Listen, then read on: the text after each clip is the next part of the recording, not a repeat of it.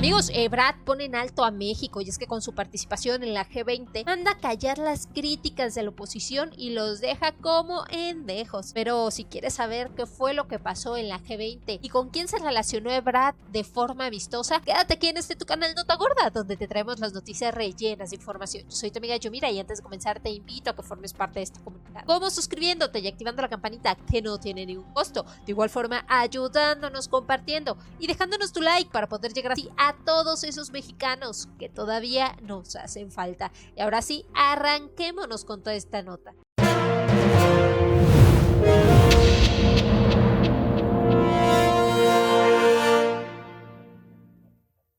Amigos, y es que este fin de semana fue muy provechoso para México, pues nuestro canciller Marcelo Ebrard ha desmontado los argumentos de la oposición durante su participación de la G20. Pese a que estos políticos y sus propagandistas de la oposición aseguran que el gobierno de nuestro actual presidente está aislado a México de las principales potencias y organizaciones del mundo occidental, la actuación de Marcelo Ebrard en la cumbre G20 de este año contradijo esas afirmaciones. Y es que el secretario de Relaciones Exteriores se hizo presente en la reunión de las 20 economías más grandes del mundo, la cual se está celebrando en la ciudad de Roma. Ahí está promoviendo la agenda para el reconocimiento universal de vacunas contra COVID-19 para terminar con la pandemia. Para ello se reunió con el doctor Tedros Adhanom, director de la Organización Mundial de la Salud, OMS, quien en días pasados tuvo un cruce de declaraciones con el propio López Obrador, quien demandó que las organizaciones a su cargo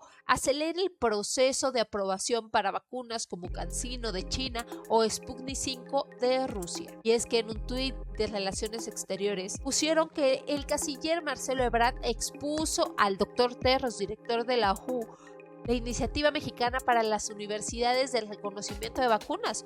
Conversaron sobre la importancia de avanzar en la aprobación de biológicos que han sido avalados por agencias reguladoras de países miembros. En un tono mucho más cordial, el canciller mexicano explicó la postura de la administración del tabasqueño, la cual consideró que el reconocimiento universal para los biológicos sin discriminar a estos por su país de origen tendrían un aspecto positivo, pues permitiría acelerar el ritmo de las campañas de vacunación a nivel mundial. Y es que sin embargo Adhanom no fue la única figura relevante con la que conversó Ebrard. Se dejó ver, pues también compartió fotos que se tomó junto al presidente de Estados Unidos, Joe Biden, con quien afirmó que siempre se muestra amistoso y alegre cuando se habla sobre nuestro país. De igual forma, el titular de la diplomacia mexicana se reunió con la presidenta de la Unión Europea, Ursula von der Leyen, a quien agradeció las gestiones por los millones de vacunas COVID que se enviaron a nuestro país desde la fábrica de Pfizer en Bélgica, además de discutir sobre la modernización del acuerdo de libre comercio entre México y la Unión Europea. Sostuvo una conversación también con el primer ministro de la India,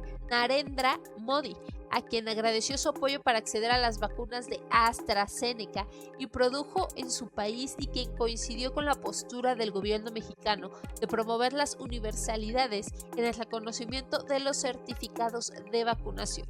Sin lugar a duda, el actual canciller Marcelo Ebrard ha hecho una fantástica representación de los mexicanos en la G20, pero también después de esta reunión dio a conocer lo que se había tratado y cómo había sido de provechosa esta reunión para todos los mexicanos. Muchas gracias, gracias por acompañarnos tanto aquí en Roma, que ya es domingo en la noche, los apreciamos que estén aquí, como en México, que es domingo todavía de día.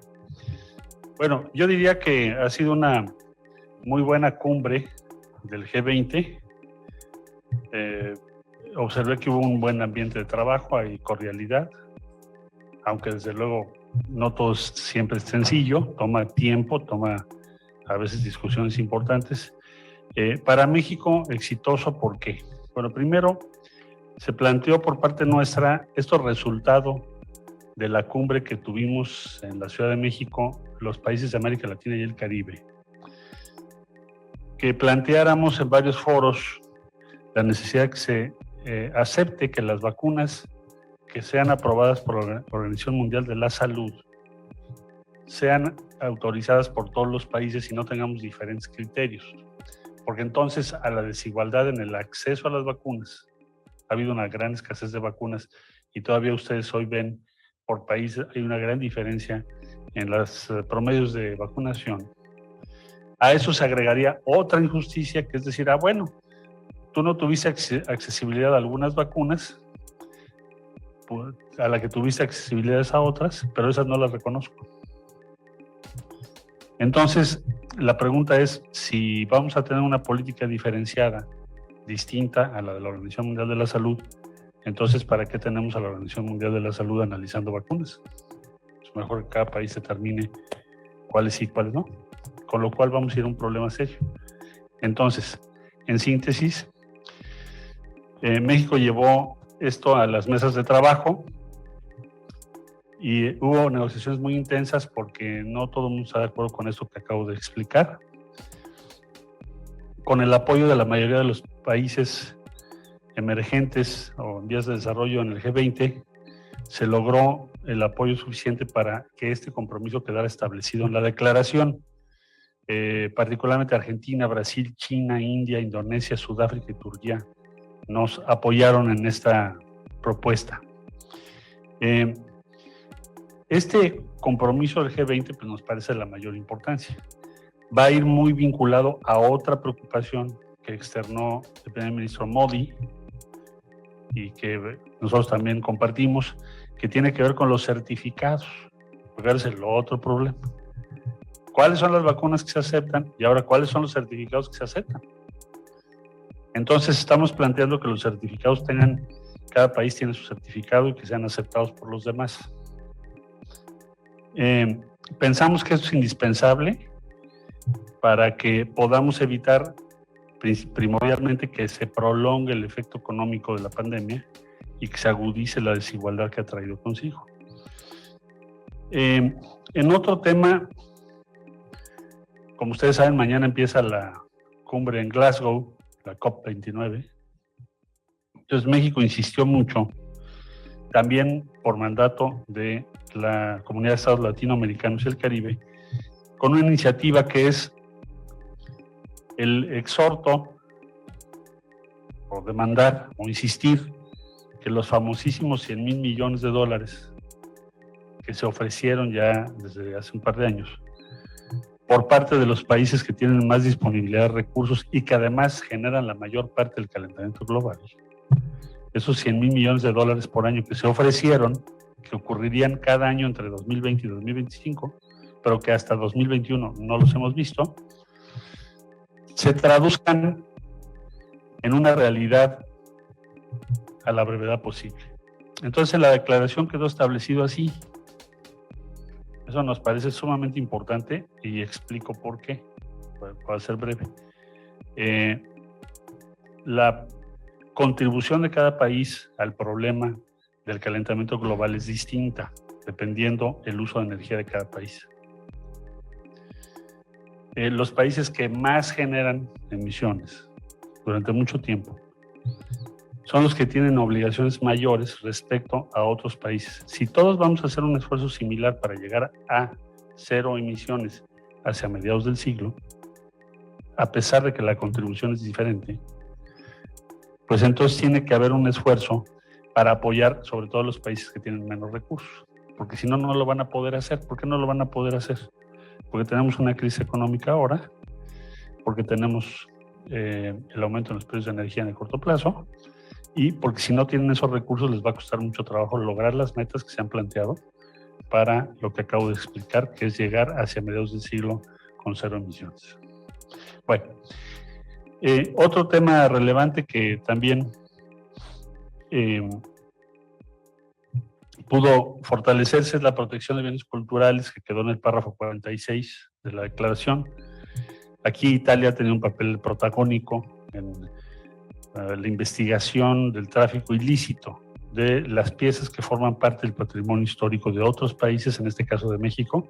Y por supuesto México, desde hace muchos años, desde 1970, junto con otras naciones, en la UNESCO se promovió pues una primera iniciativa que nos ha llevado a que hoy en día estemos reclamando, sobre todo en todas las subastas que se llevan a cabo, pronto va a haber una en París, y en las ofertas en el mercado que son claramente ilícitas porque no pueden demostrar el origen legal de esas piezas.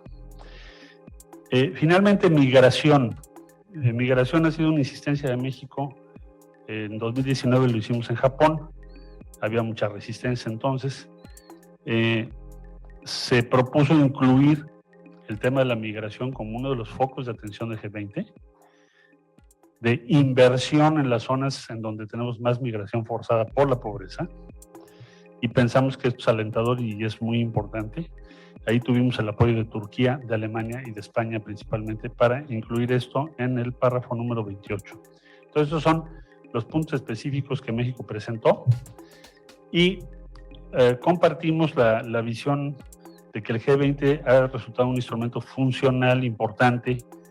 En este año que Italia estuvo al frente, se logró un tema mayor, que es un primer impuesto mínimo a las empresas a nivel global.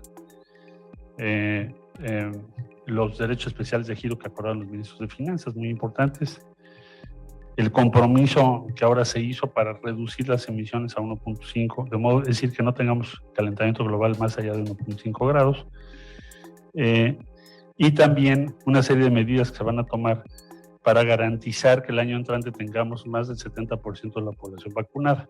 Entonces, si bien puede uno ser crítico sobre muchas cosas, hay que saber reconocer que esos resultados no se habrían logrado sin el G20. Entonces, este es un corte. Desde mi punto de vista, fueron exitosas estas reuniones. También informarles, comentarles que participamos en una reunión invitados por Estados Unidos, por el presidente Biden, después de que se cerró la cumbre, destinado a revisar las acciones a tomar para garantizar los canales, todo lo que es la red, el network de suministro, que está teniendo un estrés muy grande. Tenemos problemas en varios países y se formó hoy una especie de task force que tiene que proponer una serie de medidas para reducir los problemas que tienen que ver con el suministro. Bueno, eso sería a grandes rasgos lo que les quería yo compartir. Amigos, gracias por llegar al final de este video. Te invitamos a formar parte de esta tu comunidad Nota Gorda. ¿Cómo? Suscribiéndote y activando la campanita, que no tiene ningún costo. De igual forma, ayudándonos compartiendo y dejándonos tu like para poder llegar así a todos esos mexicanos que todavía nos hacen falta. Y ahora sí, nos vemos en la próxima.